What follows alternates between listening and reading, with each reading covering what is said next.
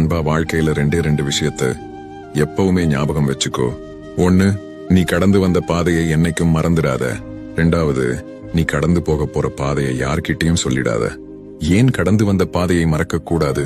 ஏன்னா அந்த பாதைதான் உனக்கு கஷ்டத்தையும் வலியையும் அவமானத்தையும் கொடுத்துச்சு. அதே பாதைதான் உனக்கு பாடத்தையும் அனுபவத்தையும் பக்குவத்தையும் கொடுத்துச்சு. நீ ஜெயிச்சாலும் சரி தோத்தாலும் சரி, அந்த பாதைதான் நீ யாருங்கிறதோட அடையாளம். அதை மறந்தா உன்னையே நீ மறந்த மாதிரி.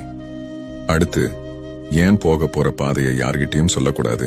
ஏன்னா உன் கனவுகளையும் லட்சியங்களையும் எல்லாரும் புரிஞ்சுப்பாங்கன்னு நினைக்காத. சில பேர் உன்னை கேலி பண்ணுவாங்க, சில பேர் உனக்கு முன்னாடி போய் அந்த வழி அடைக்க பார்ப்பாங்க, இன்னும் சில பேர் நீ தோத்து போறதுக்காகவே காத்துக்கிட்டு இருப்பாங்க.